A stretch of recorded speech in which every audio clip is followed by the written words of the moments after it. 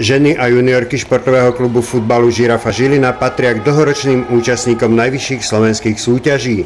Novinkou je zavedenie systému play-off aj u žiačok, kde budú rovnako 4 družstvá účastníkmi play-off. Tam sme troška doplatili po zisku titulu na generačný problém, kde hneď po lete odišlo mi z kadra 5 hráčok, teraz zime zase 5, takže a sú to veľmi kvalitné hráčky, ktoré ten titul v lani vybojovali, takže máme problém, po jeseni sme 6, ale myslím si, že dobrou poctivou zimnou prípravou, troška vhodným doplnením kádra z vlastnej liahne, z prípravky a niektoré možno 1-2 hráčky zvonku. Doplníme káder a makneme cez zimu a myslím si, že na to 4. miesto mali aj v Lige žiačok teda sa dostať, aby sme si zaručili účasť v play-off.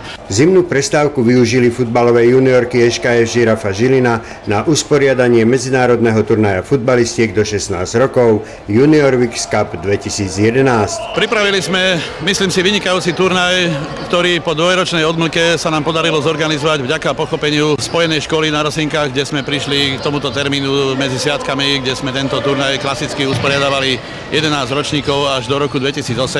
Potom prišla nútená prestávka, pretože vieme, ako to dopadlo v Žiline s veľkou halou. Všetky športy loptové sa presťahovali viac menej sem na Rosinky, takže ťažko bolo hľadať priestor na uskutočnenie tohto tradičného turnaja, ale hovorím, vďaka pochopeniu vedenia školy a všetkých tých, čo nám pomáhajú, sme dnes uskutočnili tento medzinárodný halový turnaj junioriek do 16 rokov, známy pod názvom Junior Wix Cup, na ktorom sa zišla fantastická konkurencia, vlastne celá špička prvej ligy žiačok do tých 16 rokov.